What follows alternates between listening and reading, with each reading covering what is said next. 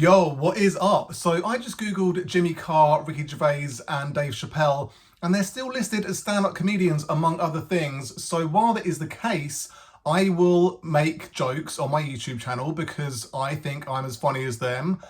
So here we go. What do you call a Chinese person wearing medieval military attire? A chink in the armor.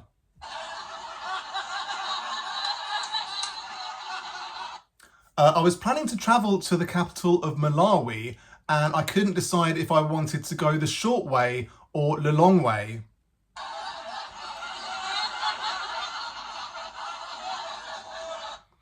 They say the best way to practice cunnilingus is with a petit falou, but every time I actually go down on a girl, they ask why I'm holding a spoon.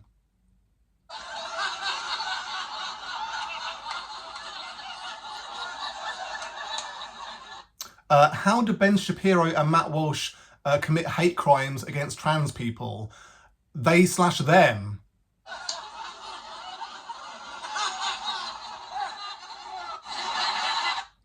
I saw this interview with Jimmy Carr, the extraordinarily funny stand-up comedian, the other day.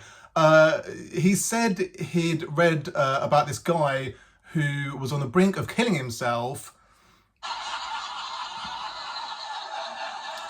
and randomly watched one of Jimmy's stand-up routines, and laughter made him rethink ending his own life. His mental health must have been in a truly terrible place to have found Jimmy Carr funny.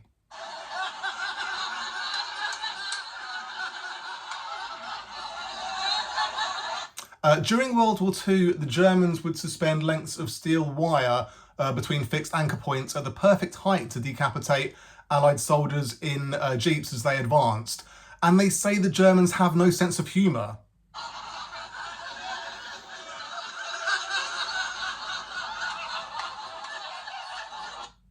Speaking of Germany, you'd have thought that they would have vocally opposed the Israeli genocide of Palestinians in Gaza. It'd be a nice change of pace for the Germans to be the good guys and the Jews to be the bad guys when it comes to a genocide.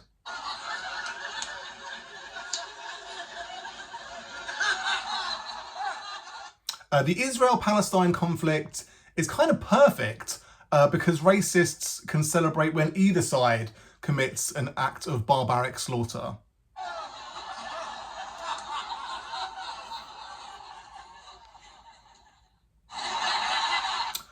These allegations against Dr. Disrespect looks like he went from being a doc to a PDF.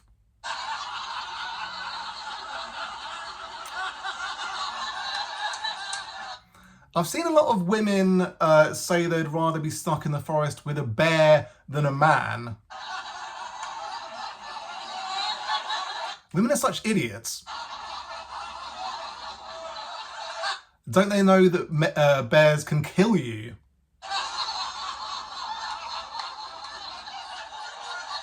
Unless they're a panda or a sun bear. I mean, what's the worst a man's going to do? Gaslight you and upskirt you and revenge porn you and date rape you and murder you and hide your body and lie to the police and actually be a policeman and burn all the evidence and get away with it?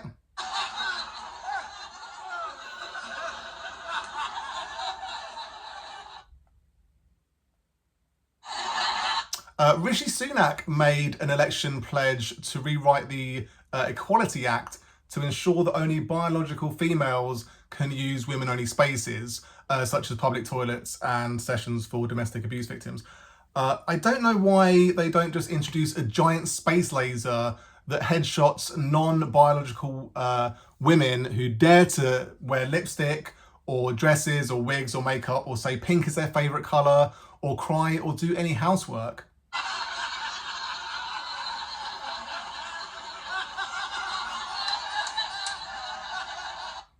Yeah, it's one of those sort of situations at the moment where we are a week away from the UK general election. So I'm kind of feeling generally deflated with the state of the world, the state of UK politics in particular. The mainstream media are currently portraying our choices as it's either Labour or the Conservatives. That seems to be the dichotomy we're presented with. And I don't like it because obviously the Conservatives are a pack of demonic scumbags who should all be prosecuted for various crimes against the population of the UK. And the party that is 100% going to win and take power is Labour, and they are almost equally demonic and horrendous. So it's kind of like, being presented with two really horrific choices. So I'm going to vote Green because I feel like that is kind of the only moral choice I have, because they're not a bunch of demons. But then they have like zero money being given to them by various donors. Like if you look at the how much money each party gets from donations, Labour and the Conservatives have huge amounts of money, whereas the Green Party have basically none. So it's a rigged system. We're living in a situation that isn't really democratic. It's like a managed democracy where the choices are not actual choices. They're just horrendous situations where no matter how you vote, it's going to end up with the same situation. So I don't like it. But trying to tell jokes that are edgy and interesting and underline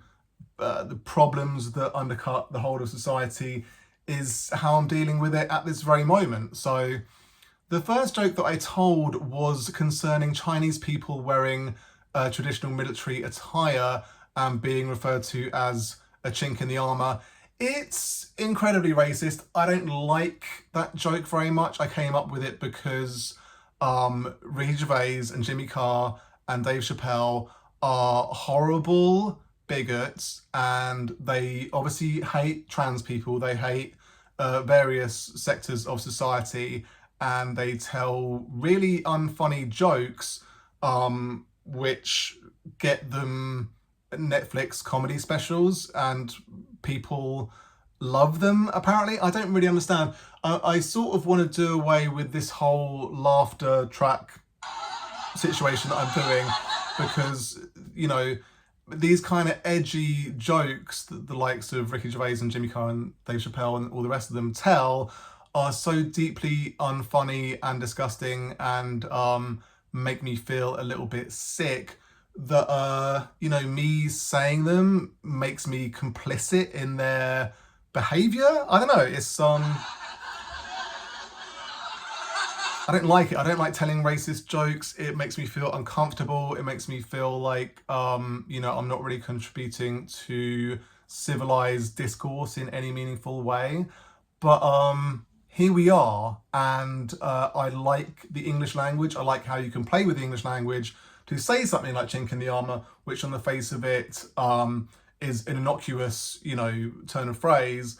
But in this setting where I'm talking about Chinese people, they are referred to as chinks by racists. So there we have it.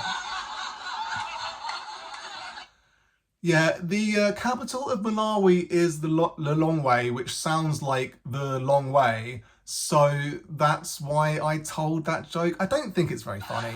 I don't think it's a great joke, but I told it, and I'm doing a laughter track, so it must be funny, I guess. I don't know what they give to the audience in like Jimmy Carr's stand-up, in the audience for Jimmy Carr's Netflix specials to make them laugh so much. Maybe they give them like a bunch of alcohol, so anything would be funny at that point. Or maybe there's some kind of like group psychosis where they all feel like they are at a comedy special, so necessarily what they're watching must be funny. I don't know.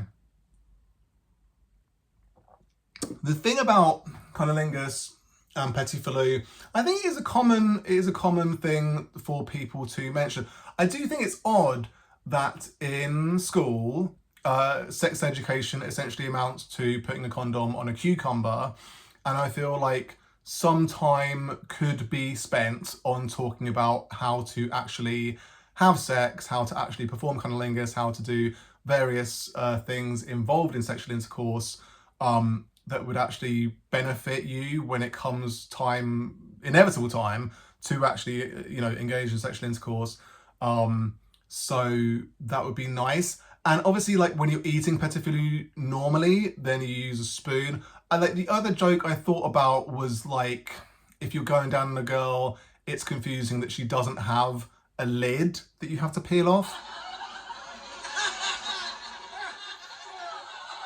Like a petit filou, but I don't really know where that joke was going. Some of these jokes I wrote down, and then when it comes time to telling them, I don't like them. But I guess the same must be true for all of Jimmy Carr's and Ricky Gervais's and Dave Chappelle's jokes, because essentially they're not really doing a stand-up routine. It's more of a TED talk about how much they hate trans people. So that's what we have to deal with. Speaking of hating trans people, Ben Shapiro and Matt Walsh, two of the worst people on the planet, they would happily commit hate crimes against, trans people if they ever left their studios to do anything. And then they/them is, a classic play on the pronouns that some trans people like to use, they/them. But when it comes to Ben Shapiro and Matt Walsh, they want to actually slash trans people until they die.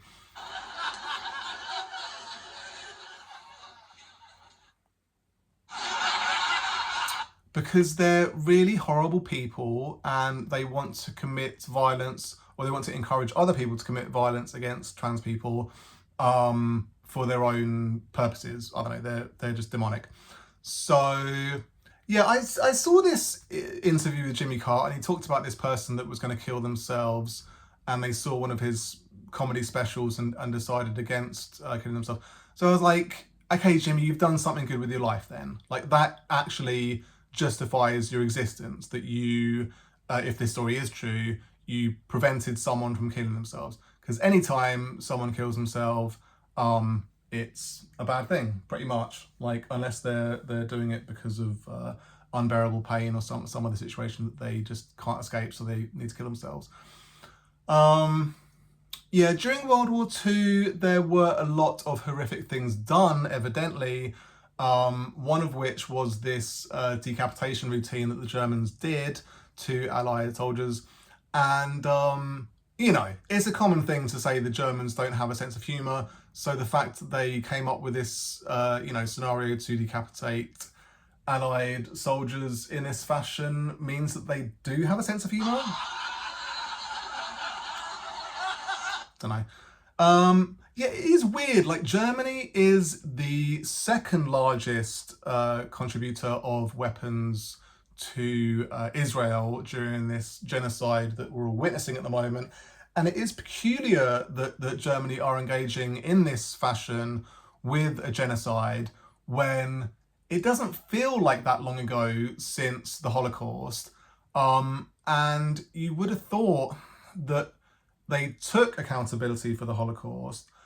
It is in fact a crime in Germany to deny that the Holocaust happened. In, I believe, every other country in the world, you can get away with denying the Holocaust.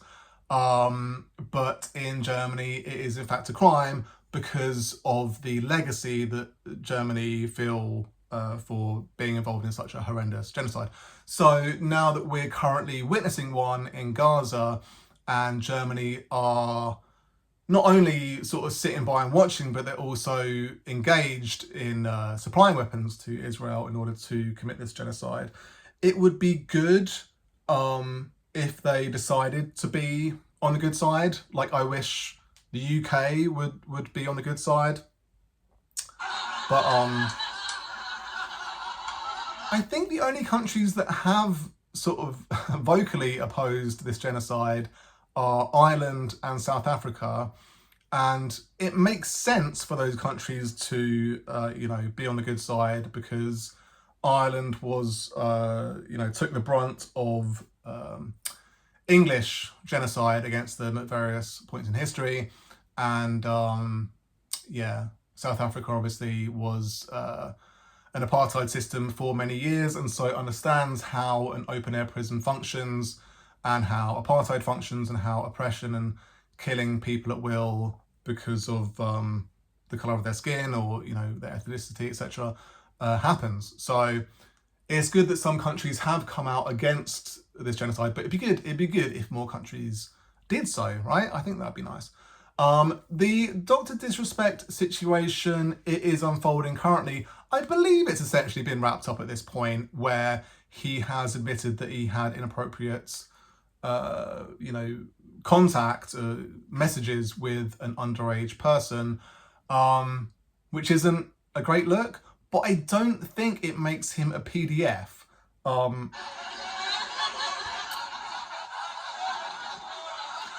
I think there is another term for that, and it is a phobophilia.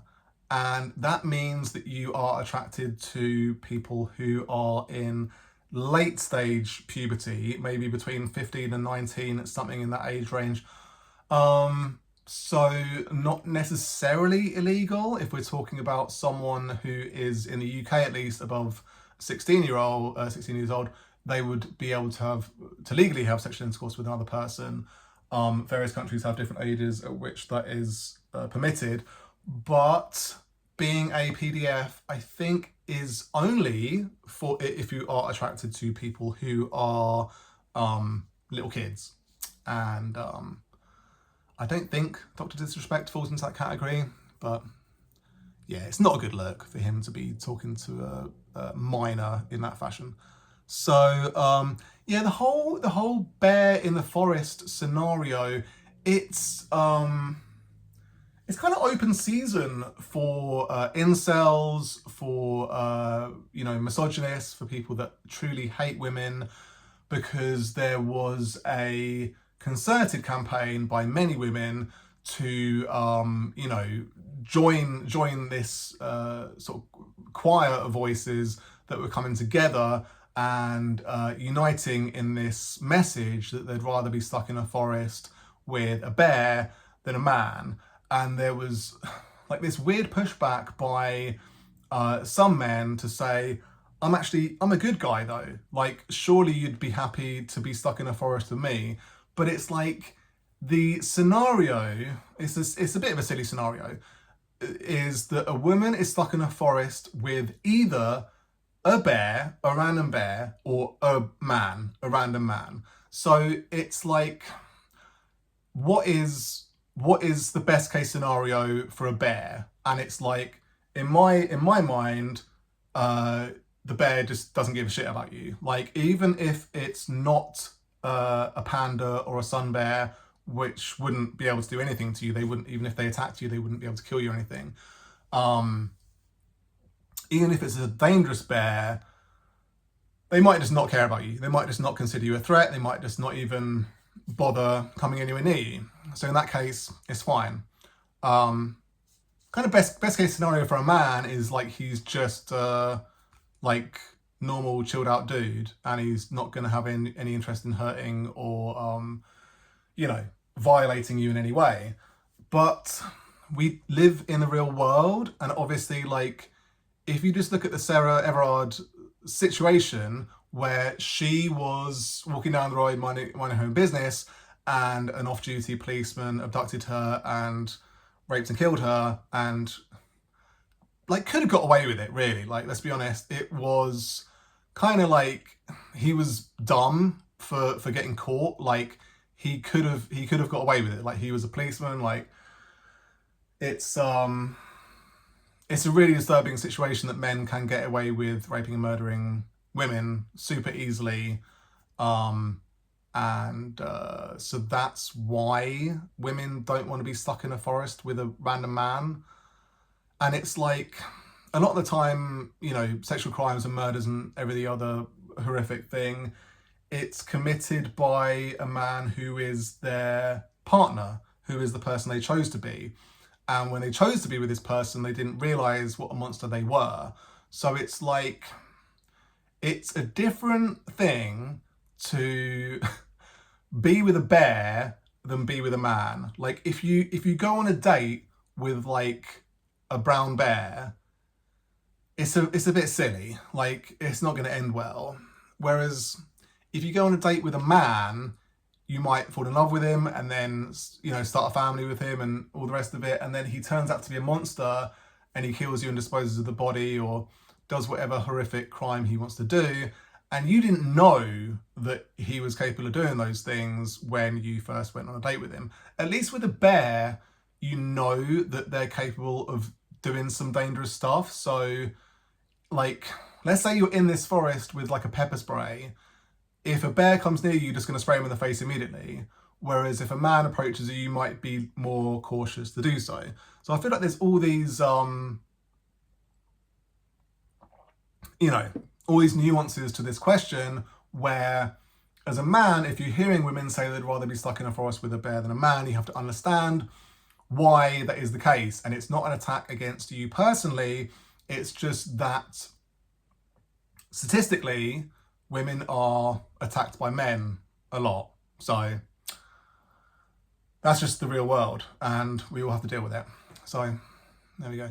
Rishi Sunak, yeah, it feels like every pledge he makes is so demonic and so Black Mirror-esque that it's kind of mind-blowing that people don't call him out as being a demon. And why are we still putting up with politicians coming up with such demonic pledges? Like, they could basically pledge to, you know, make unicorns real. They could pledge to like bring dinosaurs back from extinction. They could pledge to like print a load of money to give everyone £1 million.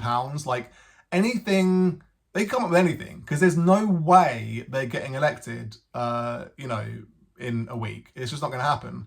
So for him to come up with this thing that is like basically designed to be attractive to, you know, people who hate trans people is so like lowest common denominator and sickeningly just like bigoted. It's basically like, it's going to get to the point where if you're gay, you just can't be, you can't leave the house. Like, you can't be a UK citizen, you can't exist. Like, it's going to get to that point where people need to realise that trans is like the thin end of the wedge for homophobia. Like, it's homophobia light, essentially. It's like, if you hate gay people, jumping on the anti-trans bandwagon is like the easy way to be accepted in polite society, because Rishi Sunak is saying anti-trans stuff. Like, the head of this country is saying, if you're like not a biological woman and you do anything that makes you slightly feminine, like, my favourite colour is pink. I would not be surprised if in a few years, when Keir Starmer is Prime Minister, and he is like Rishi Sunak light, like, he basically thinks the same way as Rishi Sunak and all the other demonic UK politicians, where they think being anti-trans is going to make them popular. So when they say, if you're not a woman, if you're not a biological woman, and your favourite colour is pink, then that is now illegal. Like, we're gonna make that illegal. I wouldn't be surprised. I wouldn't be surprised if men aren't going to be allowed to do housework, like, or cry, or wear dresses, or lipstick, or nail varnish, or like 100 other things that are normal for biological women. But if a non-biological woman, like, if a dude decides that he is a woman who is trapped in a man's body and wants to transition, then they can't do that. Like, it's gonna be made illegal. It's gonna be made illegal for, like, I feel like kilts are gonna be the next thing as well. Like, you're not allowed to wear a kilt if you're a dude because it's too close to a dress. Like, it's not, you're just not allowed to be feminine in any way. You have to be ultra masculine. It's very disturbing. Yeah, I feel like I'm just in a bit of a defeatist mood at the moment, because I feel like we're living in this time where in order to be normal, in order to be quote unquote normal, you have to like tick all these boxes, and you can't be like, if you're a dude, you can't be feminine in any way, and if you're a chick, you can't be masculine in any way. Anyway, I don't know. I don't think this was a very funny video. I don't feel like in a very funny mood at the moment. But I wanted to make this video before the general election because I feel like I want to record myself in this current state of existence, where I'm just not feeling very positive about the future of UK politics and society and discourse. And like, we're going to have the US election soon as well, so that's going to be a nightmare. It's like the two political, you know, paradigms that affect me the most are obviously like the UK number one, because I live in the UK, and then number two is the US, because the US is like the most powerful country on the planet. At the moment, it's ruled by basically a corpse, just like a walking corpse who doesn't know what the fuck's going on. And then their choices, their dichotomy is between another 4 years of this walking corpse and 100% he will die any minute, or Trump, who's like pretty fucking old as well, so he might die any minute, but also he's an idiot. So like, yeah, Trump, like, they've just got a horrible choice. It's like, I feel like the UK have a horrible choice between, I mean, Sunak isn't even a choice, and Starmer is like just a fucking piece of shit. And it's like, I don't want that to be the choice. I wish there was an actual, like, Jeremy Corbyn, like, person who had a soul and wanted people to, like, just live and enjoy their lives and not be oppressed, and had like actual morals and ideas that weren't horrific and bigoted and made me feel like not happy about the UK, you know, how other countries perceive the UK, and you know, I just want to be proud of my country, essentially. That's what it boils down to. So we are where we are, and hopefully things will get better, but I don't see it happening anytime soon, but we will see. Anyway, you take care. Peace.